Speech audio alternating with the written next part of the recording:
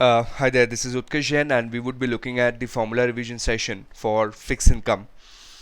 Fixed income at level 2 exams, especially with the revised syllabus, has become more computational oriented, which is, of course, a good news because numericals are always easy to handle on the examinations. And what I've tried to do is cover an exhaustive list of the calculations that you might possibly see on the day of exam. So we will do a formula and we will also parallelly do an example along with it. Relationship between spot rates, YTM, par rate and forward rate. What we would do is we would do an example along with a comprehensive example so that we can understand the relationship between the four variables. So let us say that we have following data available with us. So just a minute.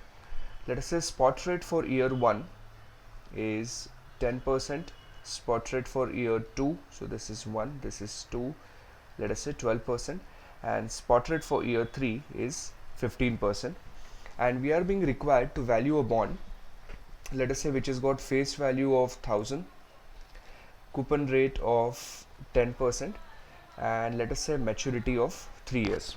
Okay, so how will we value the bond? So first, we know that if we have spot rates, then every cash flow should be discounted with the respective spot rate. So we have three cash flows here, which is 100 plus 100, and this would be 1100. First cash flow with the first spot rate, so 1.1. Second cash flow with the second spot rate, 1.12 raised to 2. Third cash flow with the third spot rate, which would be 1.15 raised to 3.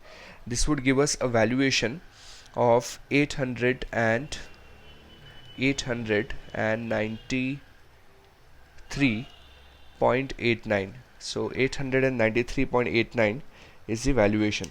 Okay, now so we know how to make use of the spot rates. Now the second thing is YTM. Okay, so how would we calculate YTM? YTM is that single rate. Okay, so 1 plus, let me just call this as y raised to 1, 100 divided by 1 plus y raised to 2, and 1100 divided by 1 plus y raised to 3. So that single rate which will satisfy this equation, which will bring the present value equal to 893, and which means YTM is nothing but a simply IRR. So how we can calculate this? We can say second clear TVM, 893 negative is the present value, 100 is the payment, 1000 is the future value, 3 is n, compute IY, and that IY or YTM would come out to be 14.61. Okay, so that's how we are going to make that's how we are going to interpret this number. This 14.61 is some sort of a mathematical average, which is not arithmetic, which is not geometric, mind you. So an average of these three spot rates, which will get the same valuation for the bond. Okay, so we know what is spot, we know what is YTM. Now let us calculate forward rates for all the 3 years. So how would we calculate forward rate? Let us calculate 1 year forward rate 1 year from now. Okay, so 1 year forward rate 1 year from now. So that would be calculated as 1.12 raised to 2 divided by 1.1. So 1.12 raised to 2 divided by 1.1 minus 1. So minus 1 will get us 14.036%. Then 1 year forward rate 2 years from now. 1 year forward rate 2 years from now. So that would be 1.15 raised to 3 divided by 1.12 raised to 2. So 1.15 y raised to x3 divided by 1.12 x square. So that would get us 21.24%. Of course, you're supposed to reduce 1 here. So 21.12%. 21.12%. Okay, so this is your forward rates. Now we can use this forward rates to value the bond. So how will we do that? We will say first cash flow 100, we will simply discount at the first spot rate. But the second cash flow, now we will discount using 1 year forward rate 1 year from now as well as the first year spot rate. So 1.1 into 1.14036, and the third cash flow 1100, we will discount using these two forward rates and the first spot rate. So 1.1 into 1.14036 into 1.2112, and now the last thread in the entire sequence, par rate. Okay, so par rate, or also called as swap rate, okay, so is that rate at which the coupon will trade at par value. And then we have also seen this formula in the derivative, that we will say 1 minus z3 divided by z1 plus 2 plus 3, which will give us par rate of 3 year, and then par rate of 2 years. So we will see this calculation in the subsequent formula. But on the exam, if you've been given par rate, you would be required to extrapolate spot rate and then perform the valuation of the bond. Okay, so moving further, next formula now, this would be forward pricing model. So let us do an example of forward pricing model here. Let us say we have a 2-year spot rate. Okay, so we have, excuse me for this, we have 2-year spot rate, 2-year spot rate, let us say that is given as 5%, and we have a 5-year spot rate, okay, which is given as 7%. And what we have been asked to calculate is the forward price 2 years from now. Okay, forward price 2 years from now for $1 par, okay, zero coupon bond, which is a 3-year bond. So 2 years from now, 2 years from now, and which is a 3-year zero coupon bond, 3-year zero coupon bond. Okay, so there are multiple ways in which we can approach the question. First, we can find out what would be the zero coupon bond value of a 5-year bond with discount rate of 7%. So that valuation would simply be 1 divided by 1.07 raised to 5, which means a 5-year zero coupon bond, this is the current market value, and a 3-year zero coupon bond would be nothing but a 5-year zero coupon bond 2 years from now. So we can simply compound this at the rate of 1 plus 5% raised to 1 plus 5% raised to 2. Okay, so I'm doing this on my financial calculator. 1.07 raised to x 5, then take an inverse of this value, so 1 by x multiplied with bracket open 1.05 x square bracket close equal to, and that would give us the valuation of 0.78606. Okay, so straightforward. First, find out what is the market price of 5-year zero coupon bond, and then compound that at the rate of 5% for 2 years. Moving further, next formula in the series would be of forward rate model. So again, straightforward, nothing fancy here. If you have a 2-year spot rate, let us say it is given as 5%, and a 6-year spot rate, okay, let us say it is given as 7%. Find out implied 4-year forward rate, 2 years from now. So how would we do it? We will say 1.07 raised to 6 divided by 1.02, sorry, this should be 1.05 raised to 2, and since the distance between this 6 and 2 is 4 years, we will take the fourth root of this value. Okay, so doing it on a financial calculator, 1.07 y raised to x 6 divided by 1.05 x square, and then since we want to take fourth root, we can take under root twice, so under root, that would give us 1.080, which means the discount rate would be 8.01%. Okay, moving further, next formula in the series now, this would be determining the swap rate. Okay, so fairly straightforward. Let us say we've been given 4 spot rates, so spot rate of year 1, year 2, year 3 and year 4. So the first spot rate is given as 10%, 15%, 20% and 30%, and we have been asked to find out a par rate or a swap rate. Then the formula that we are going to use is 1 minus z4 divided by z1 plus 2 plus 3 plus 4, and these z are nothing but the discount factors. So I'm going to do it directly on a financial calculator. So first 1 divided by 1.1, that's your z1, so STO1. Okay, so 1 divided by 1.1 was STO1. Then 1 divided by 1.15 square, this will go into STO2. So 1 divided by 1.15 square. Then 1.2 y raised to x3, then 1 by x. So 1 divided by 1.2 raised to 3, this will go into STO3.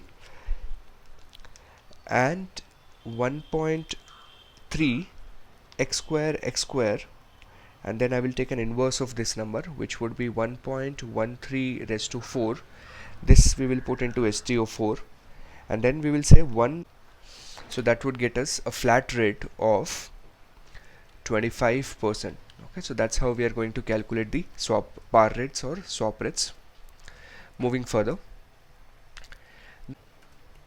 Z spread is that spread which is added along the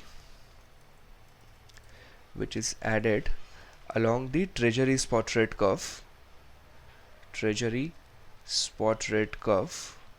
to value a particular bond. That means it is the spread which is earned over and above the treasury spot rate curve. So next formula in the series is the TED rate. Now why is it being called TED? The T stands for, of course, the T-bill, and ED is the euro dollar, therefore it is being called as TED. And how would we calculate this? We will simply say a 3-month LIBOR rate minus a 3-month T-bill rate. Okay, so LIBOR minus the T-bill would give us a TED spread. And what is the interpretation of this number, or what is the application of this value? We will simply say that TED spread is used as an indication of the overall level of credit risk in the economy. Okay, so larger the TED spread, more is the amount of credit risk in the economy. Moving further for the next formula. Next one is LIBOR OIS spread. OIS stands for the overnight indexed swaps. Overnight indexed swaps. Okay, and how this would be calculated? This would be calculated as LIBOR minus the OIS rate. LIBOR minus the OIS rate. And what would be the interpretation of this? Interpretation would be that a low spread would indicate high market liquidity or credit worthiness. Okay, so let's remember this for the examination. A low spread would indicate that either the liquidity is higher in the market and or the credit worthiness is better or higher in the market. Moving further, next concept in the series would be arbitrage free value of an option free bond using par rates. Okay, so we are simply going to use a backward induction process here. So let us say we have been given rates like these. Okay, so let me just add one more rate here. Okay, one rate here, and let's say one rate here. So let us say we have this is time 0, this is time 1, and this would be time 2. And let us say we have a 3-year bond. The details of the bonds are as follows. That bond has a face value. So let me write those details here. Okay, so bond has a face value of 1000. It has got coupon rate of 10% and it's got maturity of 3 years. Okay, let me also write down different rates in these boxes. Let's say this rate happens to be 6%. This rate is 7% and 6.5%. This rate is 9%. Okay, I'm not calibrating it, I'm just making up a random tree. Let us say this is 8% and this is 7.5%. Okay, now how do we value the bond? So first stage would be that we will have to value the bond here. And what would be the cash flow? Cash flow 1 year from now would be 1100. So we will say 1100 divided by 1.09. So valuation of the bond here is going to be 1009. Then valuation here would be 1100 divided by 1.08, which will give us the valuation of the bond as 1018.5. Then 1100 divided by 1.075, that would give us the valuation of the bond as 1023.25.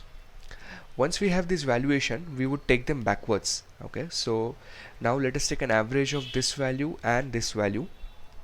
So we would say 1009 plus 1018, I'm ignoring the decimals. Now 2027 is the total of these two divided by 2, so that gave us an average value, which means we assumed a probability of 50-50%. So average value here comes out to be 1013. To this we will add the coupon amount and we will discount at the rate of 7%. So 1013 plus 100 divided by 1.07. So we would get a valuation of the bond as 1040 here. In the same fashion, now we would take an average of these two values, 1018 and 1023. So 1018 plus 1023 divided by 2 plus 100 divided by 1.065. So that would give us a valuation of 1052. Now take an average of these two values. So 1052 plus 1040 divided by 2 plus 100 divided by 1.06, and that would give us a final valuation of the bond as 1081. Moving further, then process of calibration of an interest rate. Okay, so now how an interest rate is built. Let us say we have data like this. Okay, so we have spot rate of year 1. Let me just create some space here. Okay, so we have spot rate of year 1, let's say, which happens to be 10%. Spot rate of year 2, let us say, is 15%. And we have been given the volatility or annual volatility of the interest rate T. Let us say that turned out to be 15%. Okay, so how would the tree be built? The first thing we will do is we will find out 1 year forward rate, 1 year forward rate 1 year from now, 1 year from now. And how will we calculate that? We will say 1.15 raised to 2 divided by 1.1 minus 1. So 1.15 x square divided by 1.1 minus 1. So that rate turned out to be 20.22%. Okay, 20.22%. Then we will start the process of building the tree. So this is your data here. Now what we know is that first year spot rate is anyways given to us, which would be 10%. Now 1 year forward rate 1 year from now is here in the center. Oh, it is not to be written in the tree, but just for understanding purpose, 20.22. What we want is we want this value to be 1 sigma from here and this value to be 1 sigma from here. So how this would be calculated? This would be calculated as 20.22 into e raised to 1 standard deviation is given as 15%, so simply 15%. So I'm doing it on a financial calculator. 15% second e raised to x multiplied with 20.20. So this rate will come out to be 23.46. Okay, which is 1 standard deviation above the 1 year forward rate 1 year from now. Now here we will say 20.20 into e raised to minus 15%. You want to bring it 1 standard deviation below. So 15% making it negative second e raised to x and multiplying with 20.22. So this would get us a rate of 17.40. Now the important thing to be remembered is what is the distance between these two. Okay, distance between 23.46 and 17.40. So I'm saying 23.46 divided by 17.40 and then press the log normal button. So when you press the log normal button, it will get you roughly 0.30, that means 30%. Okay, so distance between any two adjacent tree in a binomial tree model would be of 2 standard deviation. Okay, now this is the initial process of building a tree. How would we put this to use? So what we know is that this tree should produce us a valuation which would be equal to par. Okay, so what we will do is we will take up a bond which is trading at par, and we will perform the valuation using these rates with a probability of 50-50%, and see what valuation does it give us here. And we will calibrate these rates in such a way that this binomial tree should always produce a valuation of the bond which is equal to its market price. This process is called calibration.